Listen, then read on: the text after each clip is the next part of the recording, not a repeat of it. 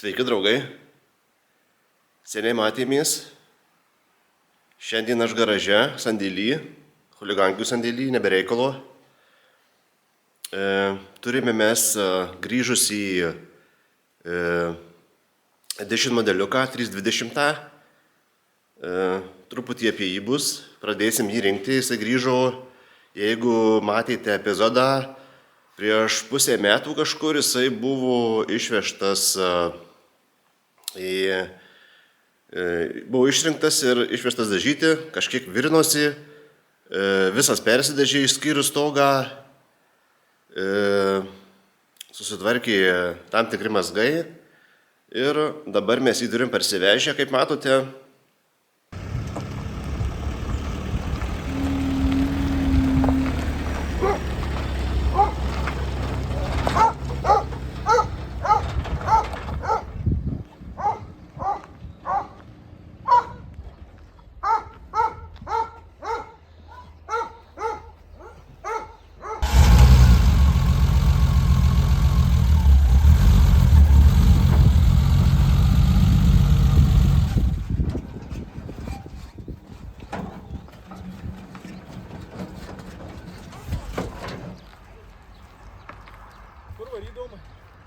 Ir mes jį pradėsime rengti, bet šiandien jau yra šilti orai, bet kažkaip sunkiai jie įsivažiuoja, mes jau su chuligankė čia važinėjom jau ir viena, ir kita, bet ką aš noriu pasakyti, esame garaže nebereikalo, noriu aš jums priminti iš naujo,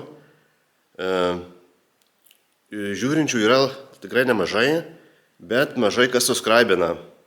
Subscribinkite, spauskite ant video like, komentuokite, nes kai atsiras 1000 subscriberių, pradėsime rinkti chuligankę M3 modeliuką. Tokie reikalai, žodžiu, raginu jūs subscribinti ir pamatysite tikrai įdomų modelį, labai retą. Tai va, jisai yra čia pas mus garaže, truputį apie jį papasakosiu, kas dabar yra su juo padaryta. Štai mūsų M-kutė, jinai yra grįžus iš dažymo, visa pilnai perdažyta išorė, pilnai išardyta, aišku dabar jinai stovi ant ratų, uždėta yra važiuoklė paprastos chuligankės, 4 skylių tvirtinimo vietos.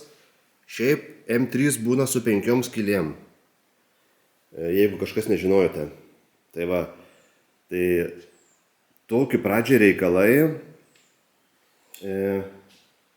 Su ją važiuoklė yra nuimta, nebereikalo, jinai bus pilnai irgi perdažyta, uždėta laikina tiesiog, kad būtume galima šitą kėbulą stumdyti garaže, transportuoti.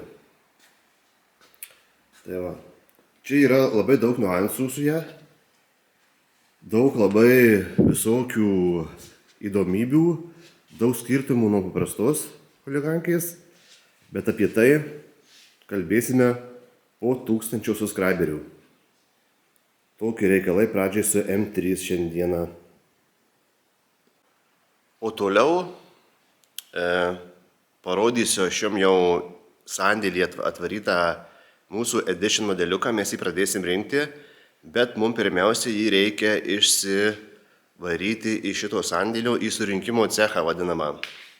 Ten irgi dar yra mūsų Rolandas, bet apie jį vėliau, ten su juo darbų irgi padaryta, o dabar truputį apie mūsų modeliuką Edition, kaip jis atrodo po dažymo.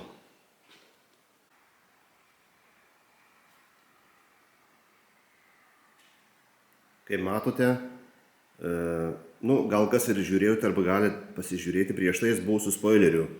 Spoilerį mes panaikinom, spoilerio vieta taip pat, buvo ten hela kažkoks, man tikrai negražus spoileris, aš jį panaikinau.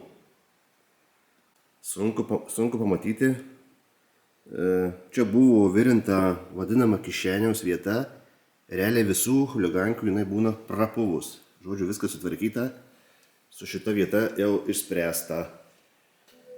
Viskas gražu. Labai gražu.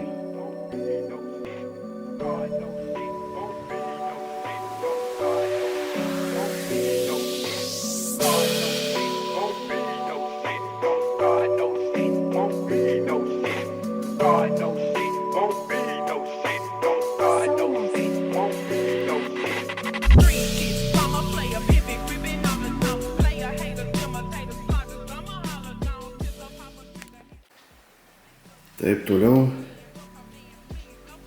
Čia viskas labai užspausta, užgrūsta ir negaliu aš jums parodyti iš arčiau, bet įsivarysim į lauką gal kitam garaže bus matyti aiškiau viskas.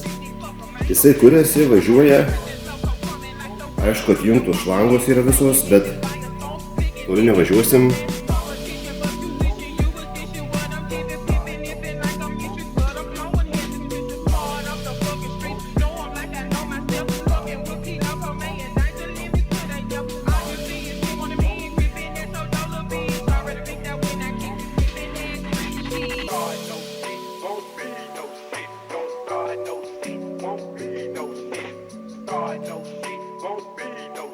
Tokia trumpa apžvalgėlė apie šitą modeliuką, o dabar atsikraustom garažą ir važiuosime į surinkimo cechą su Edition modeliuku. Esame ceche, kaip ir minėjau kažkada, parodysiu, kaip įsidėti lango juosteles, vadinamas. Pas chuligankes stiklai priekinis galinis nesiklijuoja, visi nesiklijuoja, bet įsistato į gumą. Įsistato į gumą. Kaip matote, dabar čia yra įdėtas stiklas į gumą. Jeigu įsivaizduojat, va, yra guma. Įsistato į rėmą guma. Į gumą įsistato stiklas. Ir į šitą vietą įsikiša tarpiniai vadinama, kaip čia, tarpiklis. Ir jinai įsispausdama į šitą vietą paplečia kraštus, taip įsifiksuoja langas. Šiuolaikinių mašinų turbūt jau visi langai ten stiklai klijuojami, o čia, kaip sakant, klasika dar. Tai va, tai bandysim įdėti priekinį langą ir galinį. Šitas mūsų projektas jau į pabaigą praktiškai. Mes su Liutu važiuosim į renginius. Kažkada buvau rodęs ten keliuose epizoduose, tai MT2, originalus MT2, originalia apdaila. Jis realiai visas originalus ir salonas originalus, nesiūtas nieko. Aišku, yra įplyšimų čia nuo senatvės, tai bandysim ieškoti donorų ir tvarkysim. Bet važiuot galima dabar. Buvo perrinktas variklis, net nuimta galva, sutvarkyta lyg ir viskas, žodžiu, daug kas ko pakeista. Ir bandysim važiuoti, aišku, darysim testus. Galimai dar gali kažkokių gedimų išlįst, bet manau, kad jų nebus. Tai va, ką, pradedam dėti juostą.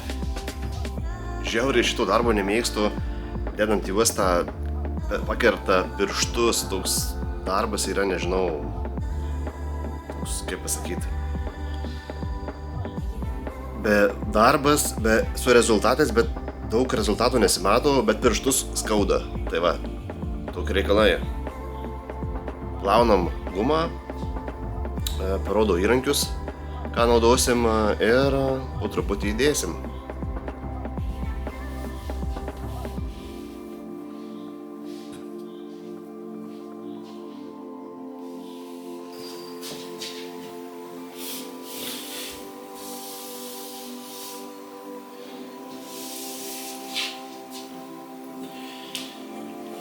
Su tuo langu ilgai stovės, tai pridulkėja į į tarpinės vietą. Reikia viską išvalyti, kad būtų švaru.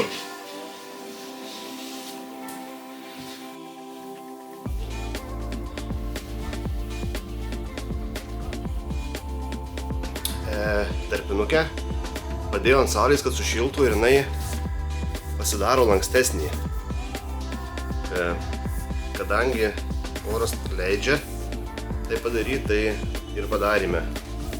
Šiaip jinai turi savo tokią kaip ir formą beveik, jinai yra nenauja, sena. Bandysim ją atsidėti atgal. Aišku, čia jinai laikys, viskas bus gerai, bet yra rizika, kad jinai gali būti per trumpa. Geriausiai pirk naują, būna jinai ilgesnė negu priklauso. Įdėjau gumą ir nupjovėt, kurio vietų reikia. Bet rizikuosim, žiūrėsim, žodžiu, šita tarpinė yra, kaip pasakyti, nei brangi, nei pigi, gal 50 eurų vienam langui kainuoja, bet aišku pinigas, bet yra sena, nesutrūkus.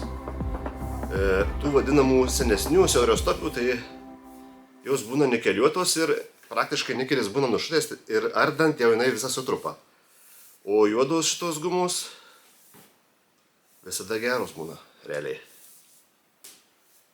Aišku, gali būti jinai trumpa.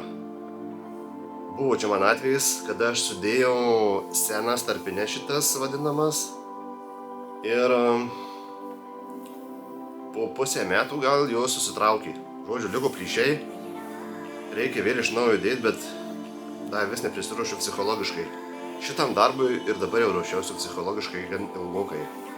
Jis liko paskutiniai vietoje, kaip sakant. Įrankiai, ką naudosim, tai paprasčiausiai yra tokių ardymo, mano biškai palūžus, bet ardymo plasmasių įrankis, tiesiog plasmasės gabalas ir kad geriau slystų silikonas. Silikonui supuriškiam gumą pačią, į kurią dėsis tarpinė ir paprasčiau lengviau slysta jinai. Ką, pradedam darbus.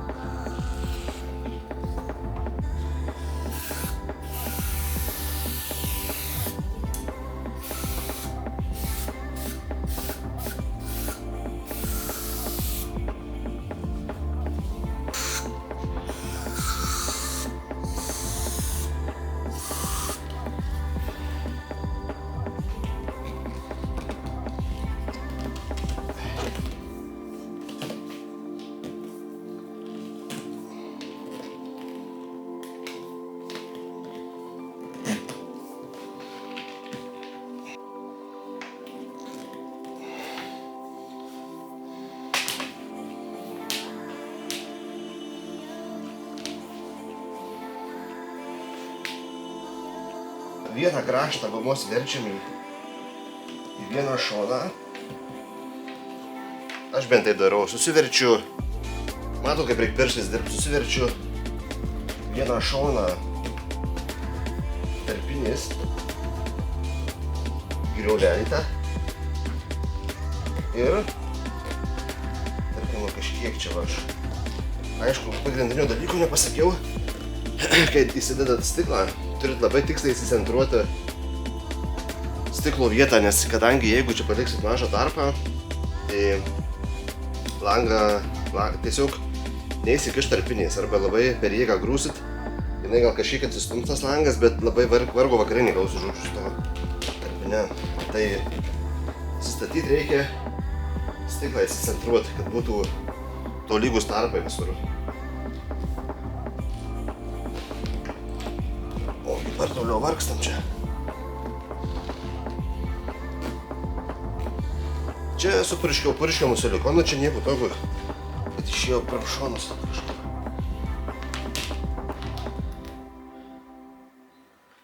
Tai va dabar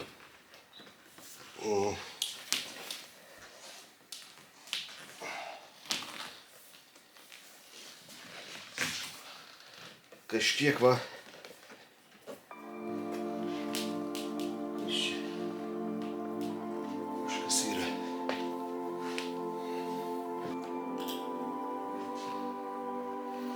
Žodžiu, įsidėjom, labai reikia atsargiai dirbti su tais įrankiais, pavyzdžiui, suksit, praslys, įbrausit kažkur. Visko būna. Seniai daręs, pamiršau, jau kaip šitą.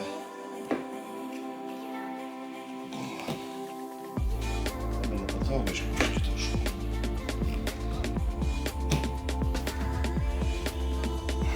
O jeigu šalčiau, tai matot, kažkiek įkišau tiesiog, o toliau verčiu vieną kraštą ir su plasmasiniu įrankiu kabysiu ir pakišiu kitą šoną tiesiog. Judam toliau. Traukiu iš čia va ir jisai palenda, kitas šonas palenda.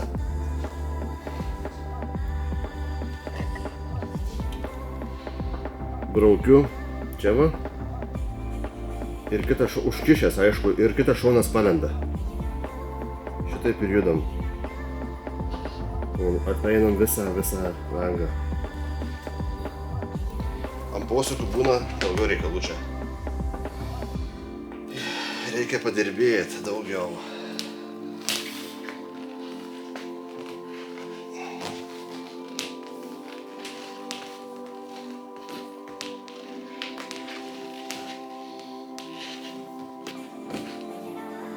Ai, sako, yra įrankiai. Aš tą įrankį turiu, net nerodysiu, kad neprisipirtum iš šūdo. Žodžiu, jis tenai nieko gero. Paprasčiausia, va. Kažkas plasmasinių, kad neraižytų, ne. Ir viskas.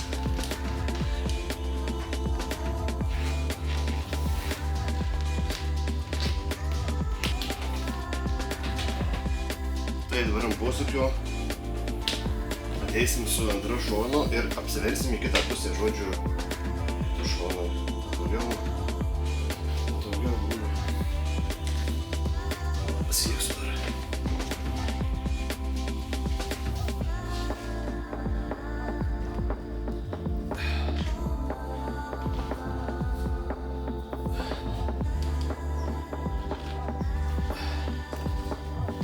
Įėjo. Ir įėjo.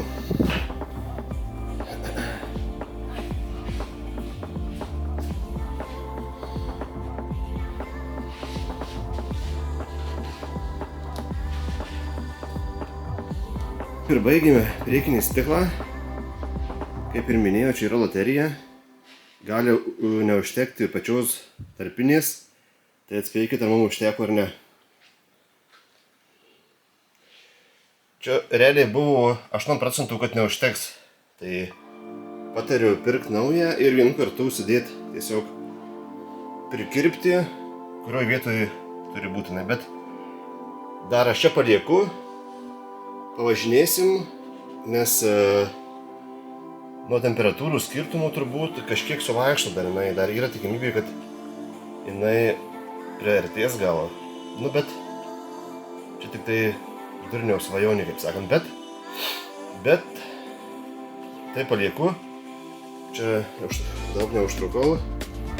Reikės, žodžiu, pirkti naują greičiausiai. Tai va, tokie reikalai. Tai tiek norėjau parodyti šiandien.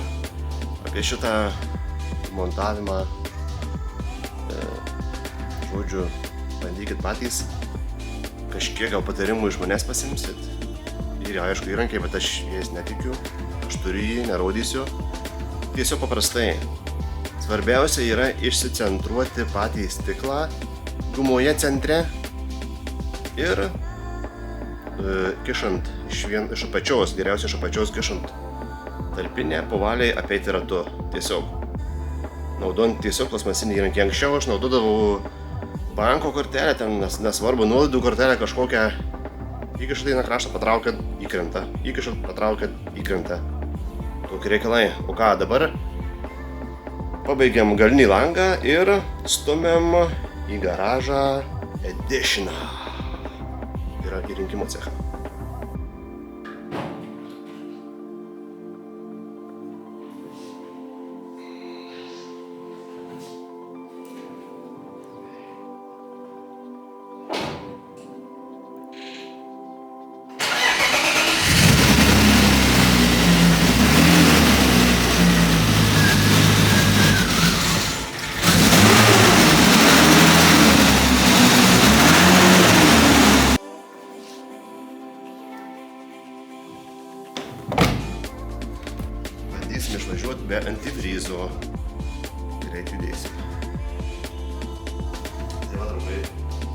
dabar planas toks. Kaip ir sakiau, rokiruotė vyksta, iš sandėlio išvarinėja mašinas, kurios yra užstatę mūsų projektą. Editionas važiuoja į surinkimą, dedam akumuliatorių ir važiuojam. Dabar yra išimtas aušinimo radiatorius, kadangi čia maišiai dažyti jisai, tai kažkaip tyliai greitai nuvažiuosim į surinkimo cechą, jisai yra netoli.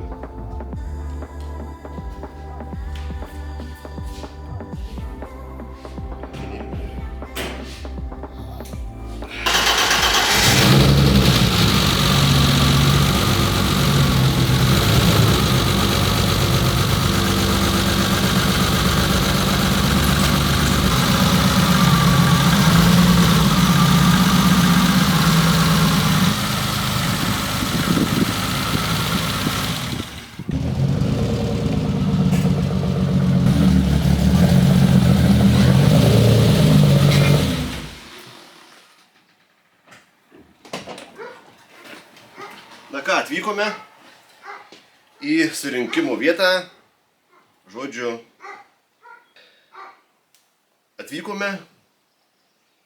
į surinkimo vietą, susirinksime iš visų kampų detalės, kur ką pasidėjom ir pradėsim rinkti, nežinau, kažkiek ką parodysiu, ką netingėsiu, pafilmuosiu, kažkas įkris į akį.